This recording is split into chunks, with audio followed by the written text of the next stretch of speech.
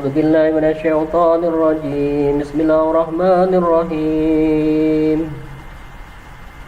اللهم صل على محمد وآل محمد أصدقائي قبل أن نبدأ دراسة هيا بنا لنصلي اللهم صل على محمد وآل محمد اللهم صل على محمد وآل محمد.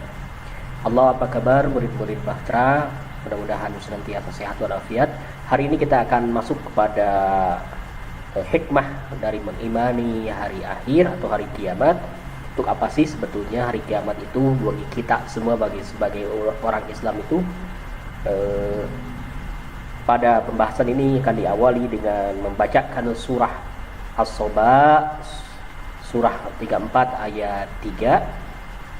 أعوذ بالله من الشيطان الرجيم بسم الله الرحمن الرحيم وقال الذين كفروا لا تأتينا الساعة قل بلى وربي لتأتينكم عالم الغيب لا يكذب عنه مثقال ذرة في السماوات ولا في الأرض ولا أصغر من ذلك ولا أكبر إلا في كتاب مبين وَقَالَ الَّذِينَ كَفَرُوا لَا تَأْتِينَا السَّاعَةُ. Dan orang-orang kafir berkata, hari kiamat itu tidak akan datang kepada kami. Hari kiamat itu tidak akan datang kepada kami. Itu kata orang kafir. Qul bala wa rabbi lata'tiyannakum alimil ghaibi. Katakanlah, pasti datang demi Tuhanku yang mengetahui yang gaib. La ya'zubu anhu misqalu dzarratin fis samawati wala fil ardh. Tidak ada yang tersembunyi baginya sekalipun seberat zarah, baik yang di langit maupun yang di bumi. Wala asgharu min dzalika wala akbaru illa kitabim mubin. Yang kecil dari itu atau yang lebih besar, semuanya tertulis dalam kitab yang jelas atau lauhul mahfud. Jadi di dalam ayat Al-Quran ini, Pak saya akan bacakan terjemahnya secara ini ya, biar. Dan orang-orang kafir berkata, hari kiamat itu tidak akan datang kepada kami.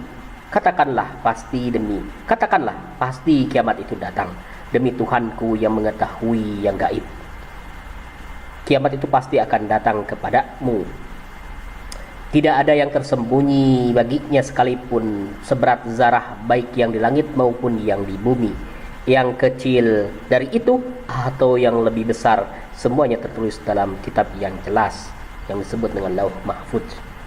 Di dalam Al-Quran surat As-Saba ayat 3 ini kita ketahui bahwa ada orang kafir, orang yang tidak percaya, datang kepada Rasulullah SAW dan mengatakan bahwa sesungguhnya kiamat itu tidak akan datang karena ketika kita melakukan kematian, kita mati, itu seluruh badan kita katanya akan hancur lebur, tulangnya juga hancur dan sebagainya, dimakan cacing dan sebagainya.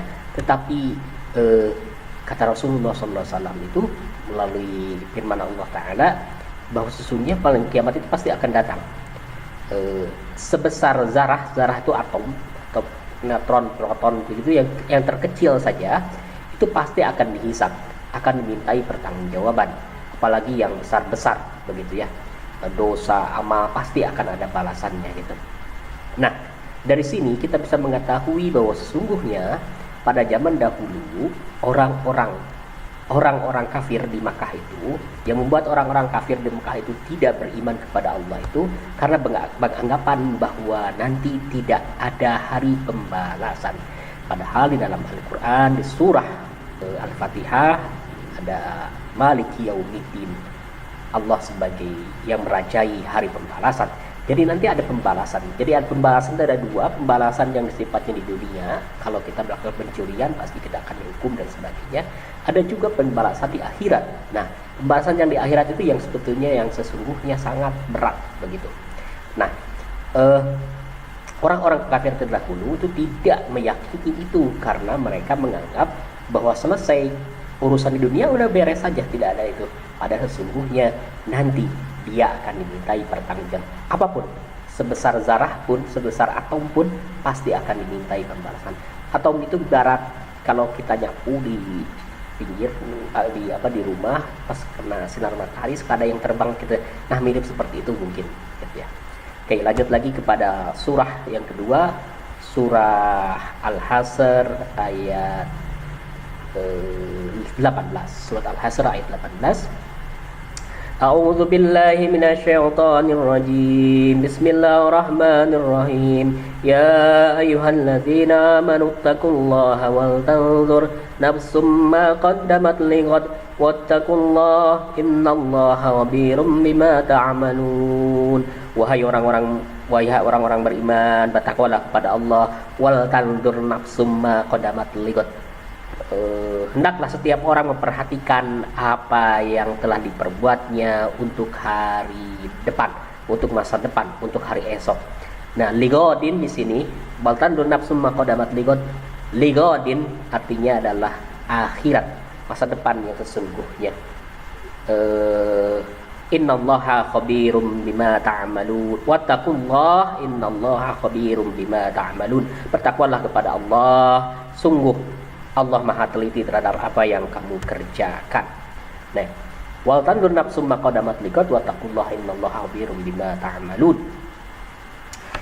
Nih ayat Al-Hasr ayat 18 ini menegaskan pada kita bahwa sesungguhnya hari ini, pada saat ini kita hidup ini adalah sebetulnya adalah menyiapkan diri kita untuk hari esok, menyiapkan diri kita untuk masa depan, menyiapkan diri kita itu untuk akhirat. Jadi ligodin artinya hari esok, masa depan, bisa juga akhirat. Nah, itu harus kita persiapkan dari sekarang itu. Kenapa?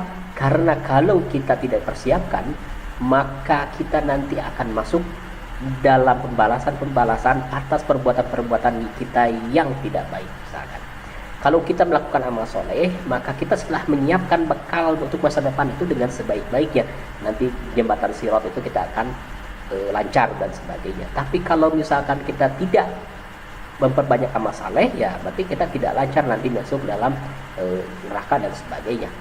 Nah, di dua surat ini, As-Soba dan Al-Hasr ini menegaskan pada kita, pertama bahwa kiamat itu akan datang, pasti adanya. Yang kedua, Al-Hasr ayat 18 memerintahkan pada kita agar menyiapkan diri kita untuk menghadapi masa depan kita, untuk menyiapkan pada akhirat kita. Nah, kalau kita mempelajari beberapa kajian-kajian tentang Al-Quran tentang kiamat ini, kalimat yaum al-akhir, jadi kata-kata tentang hari akhir itu atau hari akhir itu diulang sebanyak 24 kali di dalam Al-Quran. Kemudian kata akhirat diulang sebanyak 115 kali. Bapak ulangi lagi bahwa kalimat atau kata al-yaumil akhir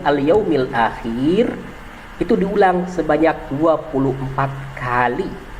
Kemudian kata akhirat diulang sebanyak 115 kali. Itu di dalam Al-Quran.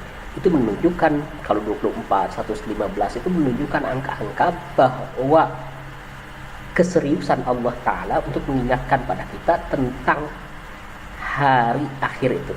Yaumil akhir misalkan tadi disebutkan 24 kali diulang. Artinya selama 24 jam kita harus ingat dengan akhirat. Kita harus ingat dengan masa depan. Kita harus ingat untuk menyiapkan masa depan kita di akhirat nanti agar kita selamat. Gitu. Hikmah yang dari pelajaran kita tentang As-Soba ayat 34, Al-Hasr 59, kemudian tentang rukun iman yang kelima, jadi mengimani hari akhir atau kiamat, bahwa maknanya adalah satu, manusia yang beriman akan menyadari jasadnya akan berakhir atau mati dan dimintai pertanggungjawaban. Yang kedua, manusia yang beriman akan pastabiqul khairat, akan berlomba-lomba untuk memperbanyak akhirat. akan berlomba-lomba untuk memperbanyak amal untuk di akhirat, akan berlomba-lomba untuk menambah amal, memperbanyak amal untuk persiapan nanti di akhirat. Ketiga, manusia yang beriman akan berhati-hati dalam bersikap, berucap maupun berperilaku. Jadi orang yang beriman akan berhati-hati dalam berperilaku, berucap dan bersikap. Karena apa yang dia lakukan, apa yang dia ucapkan, apa yang dia sebutkan, apa yang dia lakukan, sikapi dan sebagainya itu akan dimintai pertanggungjawaban nanti di akhirat. Keempat, manusia yang beriman akan berusaha untuk mendapatkan syafaat baginda Nabi Muhammad SAW. Jadi orang yang beriman itu, mengimani hari akhir itu, dia akan berupaya untuk mendapatkan syafaat baginda Nabi Muhammad SAW. Apa itu syafaat? Syafaat itu adalah bentuk penggenapan terhadap yang kurang dari kita. Kalau kita misalkan kurang sekian persen, nanti ditambahkan oleh Allah Ta'ala melalui syafaat baginda Nabi Muhammad SAW. Bagaimana cara mendapatkan syafaat? Syafaat itu kita bisa dapatkan dengan memperbanyak kecintaan kita kepada Rasulullah SAW. Satu di antaranya dengan membacakan salawat Allahumma shalli ala sayyidina Muhammad wa ala ali sayyidina Muhammad. Yang kelima, hikmahnya adalah manusia yang beriman menyadari bahwa Allah sebagai harapan yang paling utama.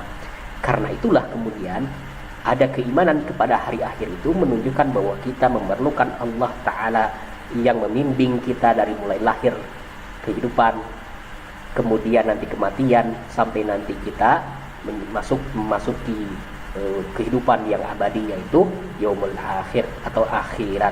Aqulu qouli hadza wa astaghfirullah li wa lakum wa ma taufiqi illa billah alaihi tawakkaltu wa ilayhi unib. Astiqoi badanu akhir dirasah hayya bina lil musalli Allahumma shalli ala Muhammad wa ali Muhammad. Allahumma shalli ala Muhammad wa ali Muhammad. Assalamualaikum warahmatullahi wabarakatuh.